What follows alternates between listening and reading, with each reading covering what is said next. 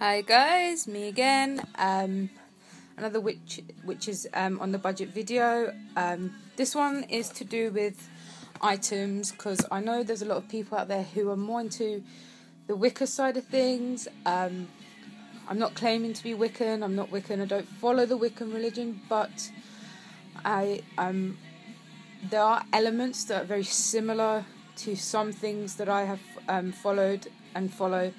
So I thought I'd show you bits and pieces that I've got and how you can use things that you've got around the house, everyday items as tools. You don't need to go out and buy expensive tools just because someone in a book has told you to, or because you've seen someone else in a video and they say you must have it because otherwise it's not magical.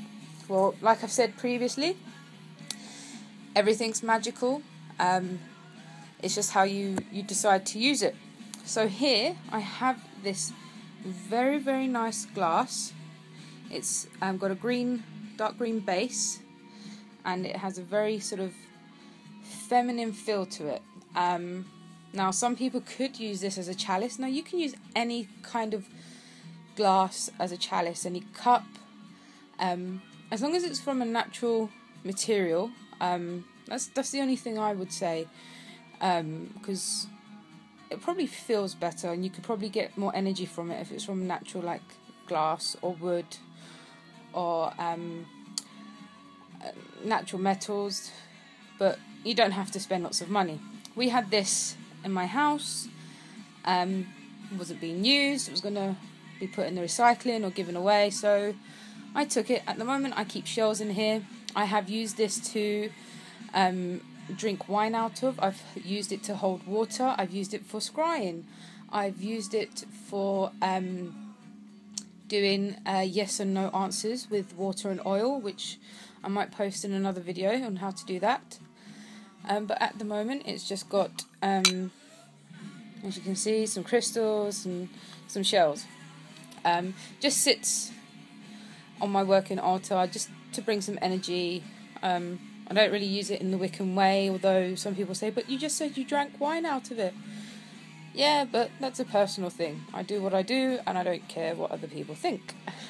Now, some people also want things like athames, or we call them spirit blades, because you can have a spirit blade, then you can have another blade which is out of wood, which can be used to direct energy as well. But we have this one here. Now some people say you must never carve with it or cut with it. Again, depends what religion you belong to. This was just a letter opener. Again, we've had it in the family for a very, very long time. As a kid, I thought it was pretty. I just kind of kept it. I asked if I could have it. Yep, so I took it and used it.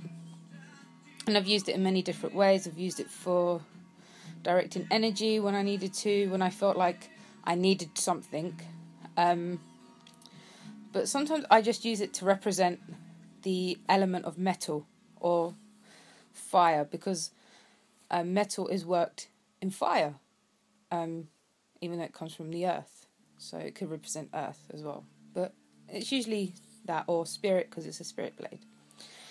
Now some people then want something like a boline, as many have called it, or a cutting knife or something, and they go for these elaborate items, and it's like, well, you don't really need it.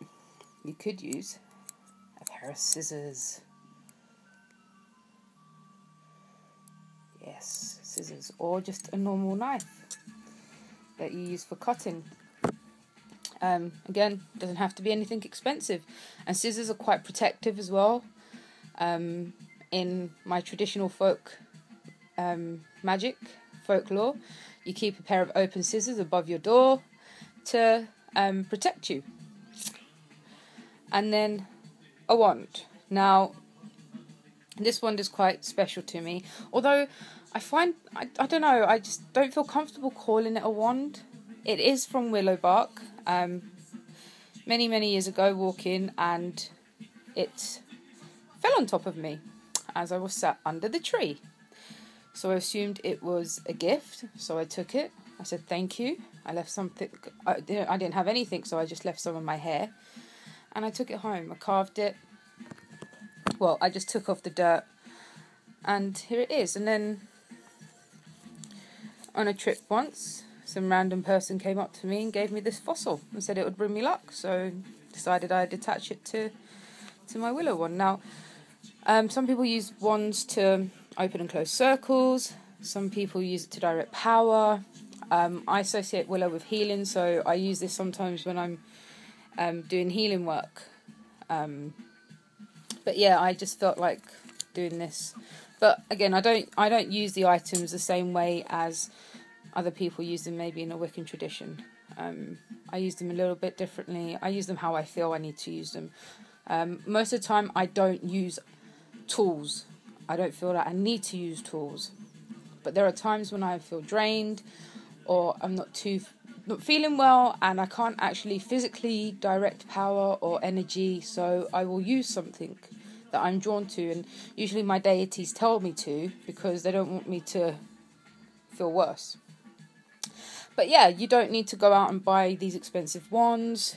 If you want a wand, you could just take, you could pick up a stick, if you wanted to, from nature, give something back, obviously, because nothing's for free, and take it home, and it could be your wand. You don't need to go and spend loads and loads and loads of money. If you want to, and you can, feel free. But if you're starting off on the path and you're not too sure if you're going to stay on that path and you just want to try things out, there are cheaper options.